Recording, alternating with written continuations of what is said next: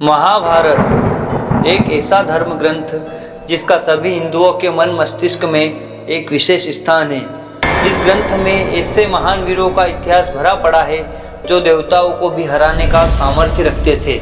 और जिसने भी इस ग्रंथ को पढ़ा या देखा है उसके मन में यह प्रश्न जरूर उपजा होगा कि एक से बढ़कर एक महारथी योद्धा में कौन सा ऐसा योद्धा होगा जिसे हम सर्वश्रेष्ठ कह सकते हैं। और आज की इस वीडियो में हम आपको उसी एक सर्वश्रेष्ठ योद्धा के बारे में बताएंगे जिसे धनुर्विद्या और मल्लयुद्ध में कोई भी पराजित नहीं कर सकता था, जिसने गदाधारी भीम को भी मल्लयुद्ध में एक बालक की भांति पराजित कर दिया था, जिसका सामर्थ्य देखकर श्री कृष्ण भी अचरज में पड़ गए थे। और वह योद्धा थे हमारे सबके प्यारे खाटू श्याम यानी वीर बर्बरीक। बर्बरीक भीम के पुत्र और घटोत्कच के पुत्र थे। उनकी माता का नाम मोरवी था। यह महादेव के परम भक्त थे और उनके गुरु साक्षात श्री कृष्ण थे। बाल्यकाल से ही वे बहुत वीर और महान योद्धा थे। माँ आदिशक्ति की तपस्या कर उन्होंने उनसे त्रिलोकों को जीतने में सक्षम 3 अभेद्य बाण प्राप्त किए और 3 बाणधारी का प्रसिद्ध नाम प्राप्त किया। महाभारत का युद्ध कौरवों और पांडवों के मध्य अपरिहार्य हो गया था, अतः यह समाचार बर्बरीक को प्राप्त हुआ तो उनकी भी युद्ध में सम्मिलित होने की इच्छा जागृत हुई। जब वे अपनी मां से आशीर्वाद प्राप्त करने पहुंचे तब मां को हारे हुए पक्ष का साथ देने का वचन दिया और अपने लीले घोड़े जिसका रंग नीला था पर 3 बाण और धनुष के साथ कुरुक्षेत्र की रणभूमि की ओर अग्रसर हुए। सर्वव्यापी श्री कृष्ण ब्राह्मण के वेश धारण कर बर्बरीक से परिचित होने के लिए उन्हें रोका और यह जानकर उनकी हंसी भी उड़ाई कि वह मात्र 3 बाण से युद्ध में सम्मिलित होने आया है। ऐसा सुनने पर बर्बरीक ने उत्तर दिया कि मात्र 1 बाण शत्रु सेना को परास्त करने के लिए पर्याप्त है और ऐसा करने के बाद बाण वापस तर्कस में ही आ जाएगा। और यदि तीनों बाणों का प्रयोग कर लिया गया तो तीनों लोकों में हाहाकार मच जाएगा। इस पर श्री कृष्ण ने उन्हें चुनौती दी कि इस पीपल के पेड़ के सभी पत्रों को छेद कर दिखलाओ जिसके नीचे दोनों खड़े थे।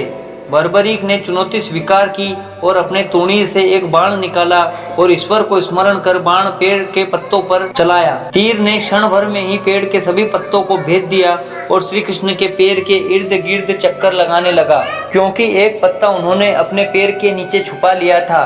बर्बरीक ने कहा कि आप अपने पैर को हटा लीजिए वरना ये आपके पैर को चोट पहुंचा देगा। श्री कृष्ण ने बालक बर्बरीक से पूछा कि वह युद्ध में किस ओर से सम्मिलित होगा तो बर्बरीक ने अपनी मां को दिए हुए वचन को दोहराया कि वह महायुद्ध में उस ओर से भाग लेगा जिस ओर की सेना निर्बल हो और हार की ओर अग्रसर हो। श्री कृष्ण जानते थे कि युद्ध में हार तो कौरवों की निश्चित है और इस पर अगर बर्बरीक ने उनका साथ दिया तो परिणाम उनके पक्ष में ही होगा। ब्राह्मण वेश में श्री कृष्ण ने बालक से दान की अभिलाषा व्यक्त की।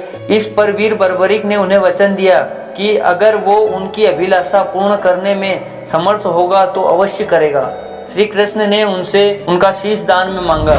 बालक बर्बरीक क्षण भर के लिए चकरा गए परंतु उसने अपने वचन की दृढ़ता जताई।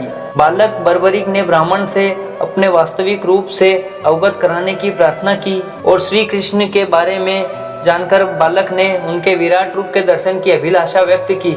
श्री कृष्ण ने उन्हें अपना विराट रूप दिखाया, जिसके बाद श्री कृष्ण ने बर्बरीक को यह वरदान दिया कि वह कलयुग में उनके नाम से ही पूजे जाएंगे और उनकी पूजा करना साक्षात श्री कृष्ण की पूजा करने के समान ही फलदायी होगा और उन्हें हारे के सहारे के रूप में भी जाना जाएगा। दोस्तों, श्री कृष्ण का यह वरदान आज भी फलित हो रहा है और आज भी बर्बरीक को हम खाटू श्याम और हारे के सहारे के रूप में जानते हैं।